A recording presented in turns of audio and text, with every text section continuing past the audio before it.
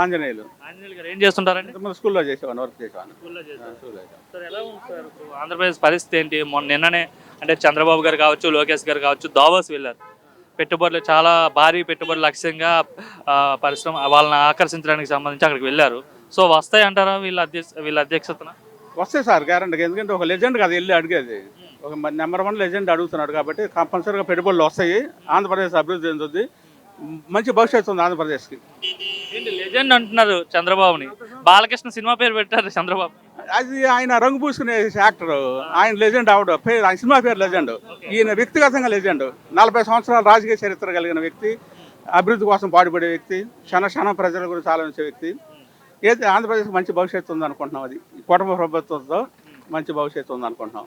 బాగా అభివృద్ధి చెందుతుంటారు ఆంధ్రప్రదేశ్. చెందుతుంది. అంటే విజన్ 2047 కూడా అంటున్నారు. చేయగలుగుతాడా చంద్రబాబు? ప్రజలు ఈయన ఆదరిస్తే కనుక తప్పనిసరి చేయగలుగుతాడు.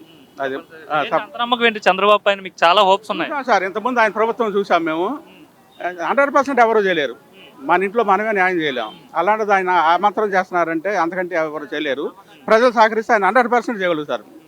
ఏంటి మరి జగన్ అంటున్నాడు ప్రజలందరూ నన్నే కోరుకుంటున్నారు, చంద్రబాబును వద్దు అనుకుంటున్నారు, ఇప్పుడు ఎలక్షన్లు పెట్టినా నేనే గెలుస్తాను అని వైసీపీ వాళ్ళు చాలా మంది అంటున్నారు. చంద్రబాబు ప్రజలందరినీ మోసం చేసేసాడని చెప్తున్నారు.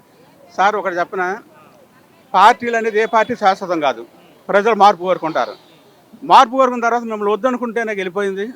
మీరు చేయాల్సింది ఏంది? మనం ఏం చేయాలనుకున్నాం, ఏం చేయలేకపోయాము. ప్రజలకు ఏం చేయించాలి అనేది పోరాడాలి తప్ప మీ ప్రభుత్వం వచ్చిన దగ్గర నుంచి మరుసటి నుంచి మీ ప్రభుత్వం పాడుకొడతాం, మేము సాధిస్తామంటే సాధించేటప్పుడు ఎందుకు ప్రభుత్వం పాదుగా? ప్రజలు మార్పు కోరుకుంటేనేగా.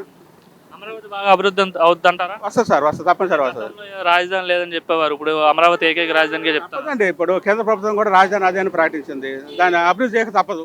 ఆంధ్రప్రదేశ్ రాజధాని అంటే అదే ఉన్న ప్లేస్. అది పోలవరం పూర్తి చేయగలుగుతాడా చంద్రబాబు? చేస్తామంటున్నారుగా, చూద్దాం.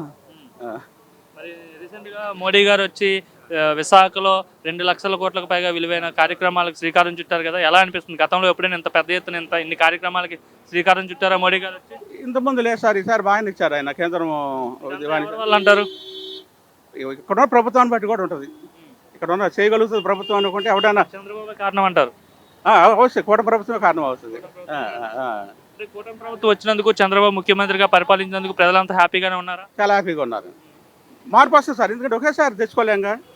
1 by 1 వస్తుంది. ఇప్పుడు బిడ్డ పుట్టంగానే నడవడుగా, 6 నెలల తర్వాత నడుస్తాడు. తర్వాత అన్నప్రాసన అవుతుంది తప్ప పుట్టంగానే అన్నప్రాసన జరగదుగా. ఏదైనా ప్రభుత్వాన్ని గాలిలో పెట్టుకోవాలంటే కొంత మార్పు ఉంటుంది.